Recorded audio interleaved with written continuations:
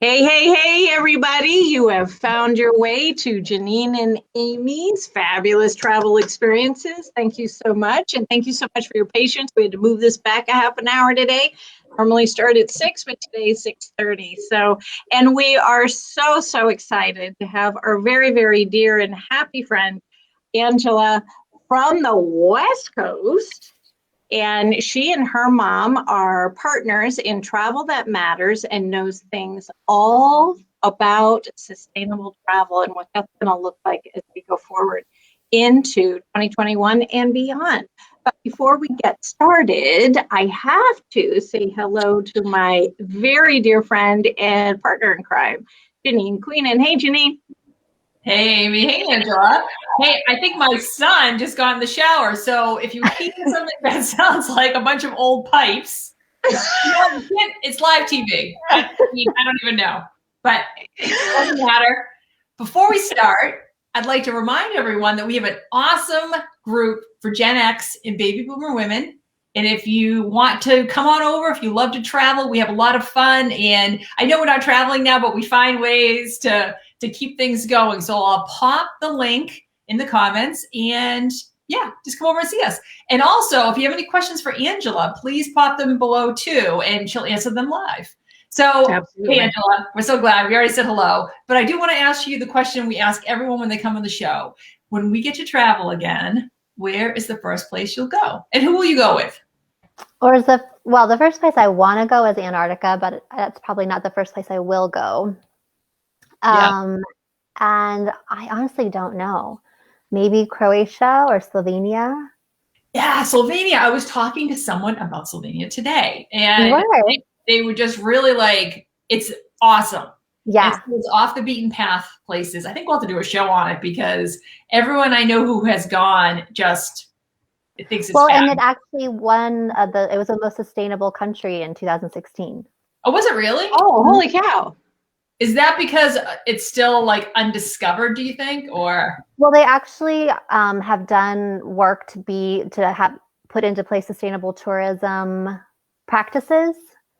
But I also think it's kind of like, it's like if you want to go to Italy, but you feel like, well, right now we kind of need to go back to Italy. Yeah, we do. Yeah. Because Italy needs us. But but if too many people are going to Italy, go to Slovenia. Right. Hey, Absolutely. Julia. Hi, Julia. Hey, Julia. Hey, Julia. So yeah, Tim and I, my husband and I, have a 3-week trip planned to Italy and the Mediterranean for June. So we're still very, very hopeful we're going to be able to do this. And super excited. We've planned that. I of course, have planned a glorious itinerary. Of course. And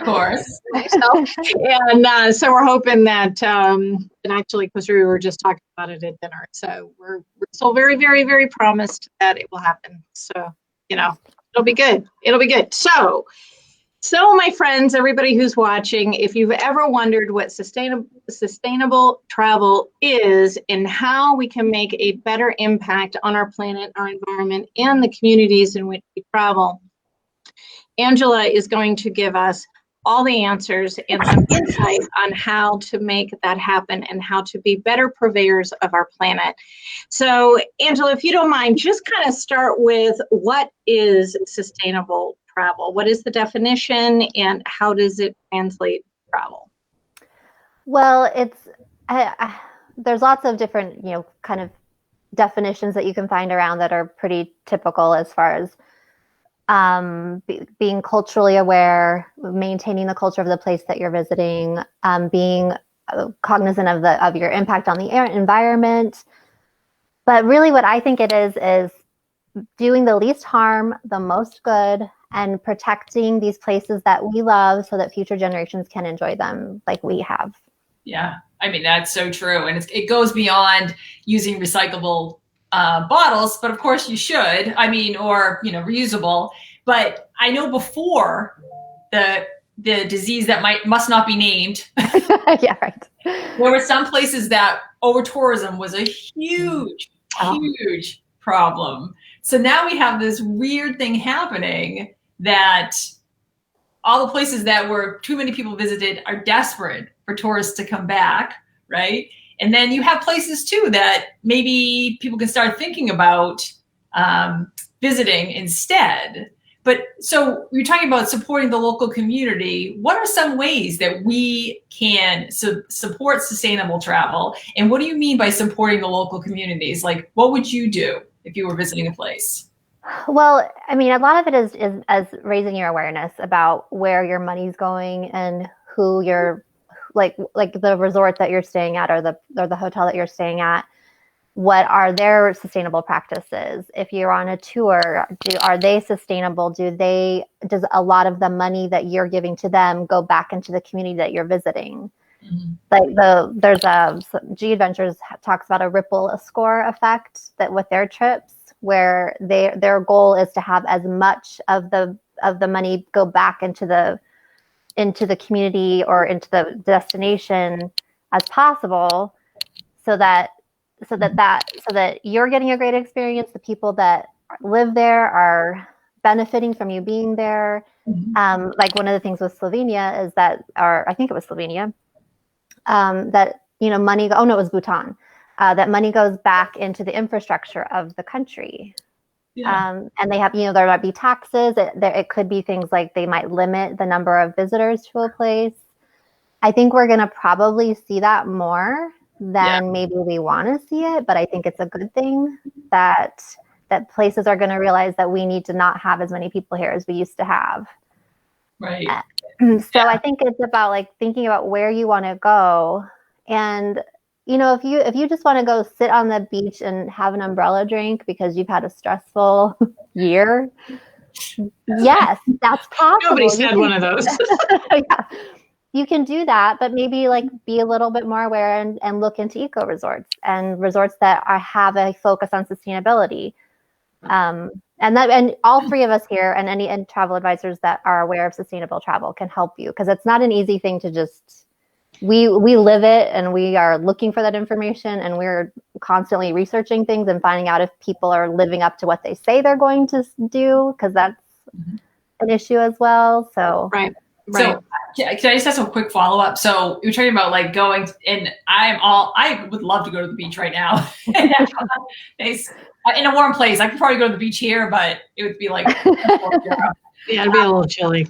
So do you find that some of the bigger resorts pay attention to that and, really to make an effort, or is it only when someone shines a spotlight on them? Mm. Do does money come back to the main company wherever they're located, or does it stay? Well, I think that it's been a trend that now, because of the disease that shall not be named, I think more companies, more mainstream companies that maybe were just sort of, okay, we're going to reduce, we won't wash towels on every day. Maybe that's what they were doing to be sustainable. But I think that also, I put my card out to do that, and they still take the towels. Or like they hang up your towels again, and you don't know which ones were the ones that you already used and which ones weren't. Right. Like, why do they do that? I don't know. It baffles me every time.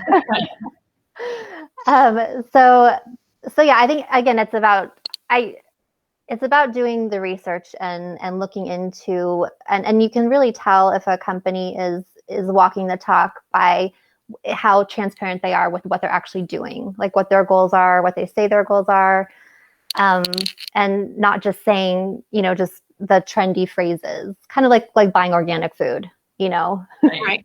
You have to still read the label. Yeah. So, Angela, let me ask you this. So you're right. It's a trendy topic, definitely, prior to the disease that will not be named. Because I'll turn to stone if I have to say it. So it was trendy to say we're a sustainable resort, we're a sustainable hotel. Nobody really ever knew what that meant, because there's never been a clear definition of what it means. So anybody could say that we're going to wash your towels every other day. Look, we're sustainable. We're going to help the environment, which certainly does help. But I believe that there's so much more to sustainability, not only in recyclables and using like no straws and no styrofoam and no plastic, things like that. But I believe there's another side to sustainable that you and I got to see in Africa, right? So can you speak to that a little bit of what that looked like, at least in that, and specifically what that looked like, and in how to us it looked so archaic, the way they were doing it, but they were making a difference. What are you talking about the cans? Yeah. You know what? I have to admit, I was actually not there during that presentation. So you can share that. No. Oh, you weren't. Where were you? That's personal, but I don't know where you were. I was there when we went to the recycling where they put are you talking about where they put the can into the big thing? Yeah, but they had to pound it with rocks first. That's the part I missed. Oh, okay. All right. Oh, please. So in Africa, which is clearly not nearly as progressive, I guess, as we are, or as advanced, I guess is the right word, as we advance as we are more third world. Yeah.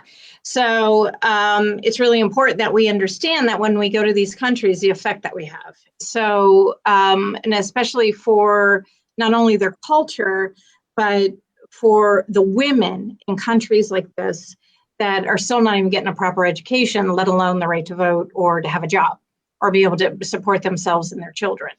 So anyway, so they were, in order to raise money for their community, they would go around and collect all the cans that were in garbage cans and out on the streets and all of that, and bring them back to a recycling center, which was women literally with rocks smashing them one by one, each can, and then they take them across the river to another town or city to get the money to bring back to the communities. So when you travel, my point to this is when you travel, especially to countries like Africa, South Africa, Zimbabwe, anywhere on the continent, Southeast Asia, Vietnam, Thailand, Cambodia, any of those kinds of countries, it's important that you don't just stay on your resort, that you don't just stay in all the pretty places, that you actually dig deep into the culture and learn how you can make it.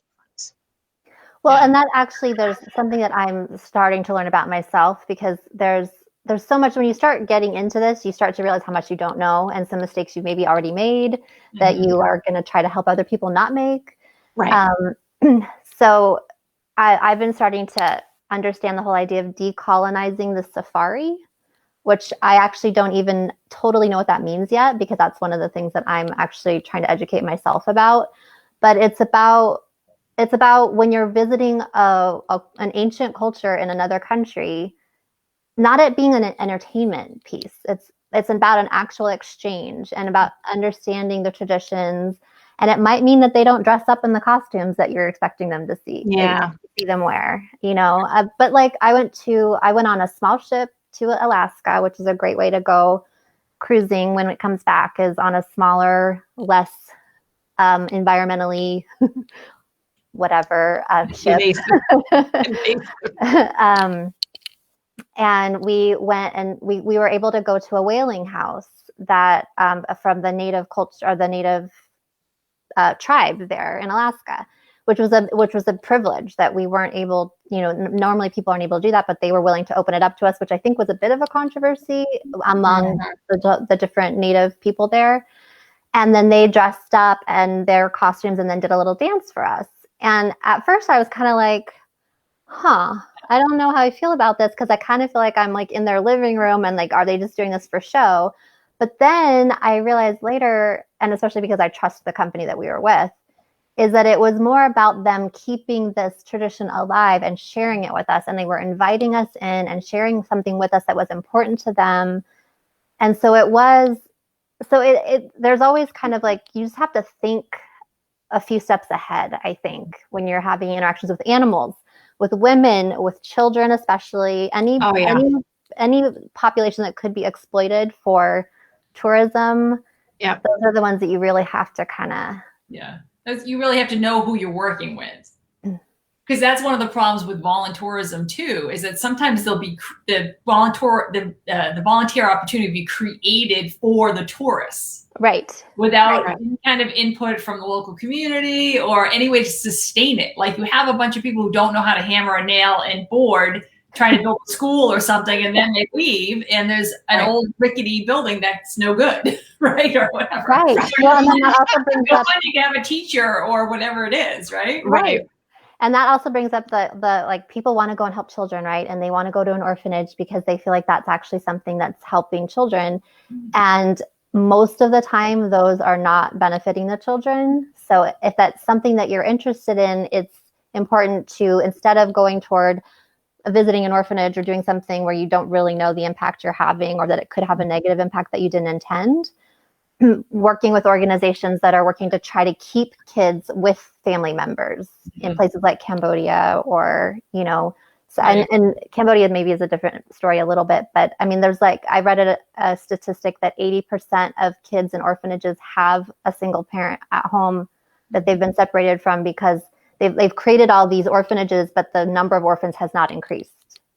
So it's basically a way to get money. Yeah, I've read that too. That they created specifically to have tourists give money.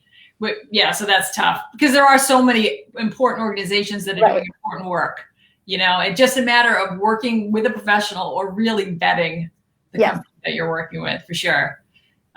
So like we were talking about over tourism and under tourism, because that's a problem now, but what destinations really need the most help? What do you think when we start to travel again? You could say right off the bat, Venice. Right? Yeah. Machu Picchu, you know, they started to limit the number of people that visit. So what do you think, Angela? What are some destinations that need extra love and attention? You know, I feel like that's such a personal question to because it's sort of like, it's like matchmaking.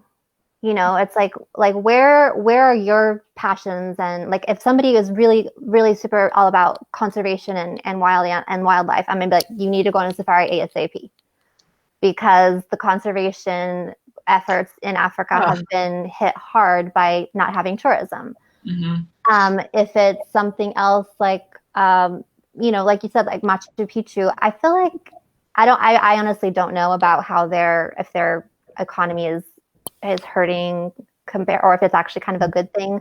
Something like Venice, it's like I don't know that I want to rush to Venice or recommend people rush to Venice, because there's going to be so many people that want to go there anyway. Yeah. You know, but then like in Hawaii, they're obviously having issues, but they have this really cool program. I don't know if you guys have heard of it. It's called Malama Hawaii. And it is this program that I think is pretty new, that if you participate in a planting a tree, or like have some sort of a cultural event that's kind of in this, that they have listed out as being part of this program, that you can get an extra night free at some participating resorts and hotels. Oh, wow. That's cool. Yeah. So you actually have to like go dig that, or am I giving someone $100 to do it? That's my question. Well, it is. They basically, the whole goal is that they want to bring people back, but they want them to come back more thoughtfully. Right. And I think that's really what we're talking about, is just being thoughtful. I mean, I know, because it's a privilege, people. Traveling is such a privilege, and we are so lucky. And when we can do it, and the people who've already done it are so privileged, like, let's be responsible with that privilege. Absolutely. Well, I was reading, because so many more people are traveling. Even think about when we were young. Like, my family didn't really travel that much, but I was reading one of the reasons is because China's open. Whereas they weren't able to travel as easily. So you have a lot of Chinese tourists. And I'm not blaming them. I'm just saying that added to the traveling economy. So, and you do see that there are in certain places, things like that, large number of Chinese tourists. So I think it's interesting. Like, it's not going to be any less. Traveling is getting easier and easier, and more people are able to afford it. So certainly, looking forward, it is a privilege. And how do we not ruin everything? Right. I can say that when I was booking our trip to Italy for Tim and I, Venice now, because they they're starving for sure, but their whole canal system has come to life. And I mean, there's dolphins swimming around in their canal system because nobody's in boats. There's no reason to go anywhere, right? So I know now the Venice Tourism Council Authority, whatever, is not going to let cruise ships in anymore. They have to go somewhere else to port and then get boated in, and they're not going to let nearly as many cruise ships dock at the same time. Yeah. And if you stay in Venice, you have to pay a per D tourism fee. Right. And that fee then goes straight to the city in maintaining, which I think is a step in the right direction. It'll deter people, which is not a bad thing. And they also then are able to, because everybody says Venice is going to be underwater. It's already, I was watching this whole thing on Venice, how these steps that used to lead up are now underwater. So everything's raising up. It's the most amazing thing. I watched this whole documentary with Tim. Anyway, so they don't want, I digress, but they don't want as many people wandering around. They still want to, obviously tourism is a huge thing, but I think they're being a little bit more picky now than they're going to be. And here's another tactic too, is spend more time in one place. Right. Because that way, like, let's say you love Venice and I've never been to Venice. I want to go. I don't want to miss Venice. I mean, but maybe instead of like, oh, hop into Venice, say hi, it's like, let's spend a week there. Like, really let the money that you're spending in that country go there. Right. And that does have a lot to do with the number of cruise ships in Venice too. Right? There was a huge number. And I think it's important too and I'm not going to say anything bad about cruising, but maybe instead of going on the excursions from the cruise ship, find a local person or go, off on your own and find something to eat and things like that. And maybe if you do love to cruise, there is a way, right? What do you think, Angela? Is that a way? That's actually something that I've been trying to figure out how to talk about it in a way that's not, I don't know. You know what I mean? Yeah. But like the Caribbean, for instance, they are so reliant on cruise travel. Mm-hmm. But I have actually questioned before, like, how much of my money is actually getting to the island that I'm visiting when I'm on a cruise ship? Right. And because of the disease that shall not be named, I almost said it, is they are going to have to be more careful about shore excursions, and they're going to stay probably part of the ship more than they ever have been. So it's going to be harder to make sure your money goes directly to the place you're visiting. Yep. So maybe don't cruise and maybe go to an island and hang out there instead. I mean, I know, and the cruise industry has been hit so hard. So very bad. I want people to support the cruise industry, but I also think it's a good thing because there were behemoth ships that are not really planet friendly, and maybe not a bad thing if that changes. Right. Yeah, I agree. So, Angela, when you think of an individual, so let's say the three of us girls decide to go on a trip to Iceland, go see the Northern Lights. Let's just say, right? Wouldn't that be a fun trip? Right now. I love that with you guys, by the way. Or Julia, too. Julia could go. Yeah. Four of us girls up Iceland. Right. So the four of us are going to go to Iceland. We're going to have a great time. What would you say would be like the priority? So we want to make sure that we're conscious travelers, that we only leave footprints behind.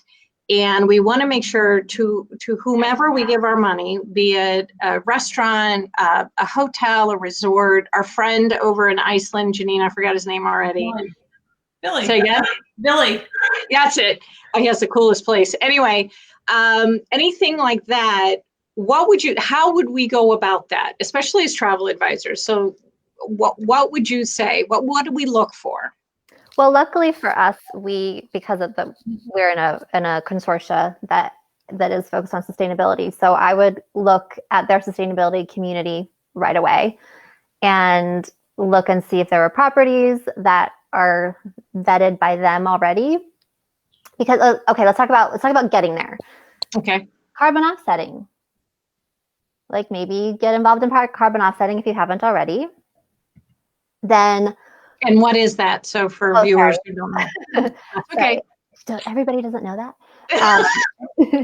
There's programs where you basically find out what the carbon footprint of your flight is, and then you give your money. And honestly, I actually need to understand better about how it works, like so you don't get scammed.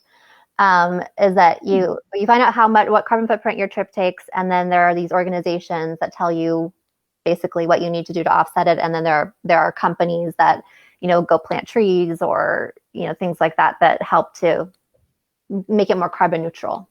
Okay. Does that make sense? Yes. It does. Yeah, sure. Okay, so that's one thing you can do. Obviously, just with your own packing and the way that you behave as a human, avoiding single-use plastics. Yes. At all, at all, everywhere, and understanding where you're visiting, like trying to be very respectful of the culture that you're visiting.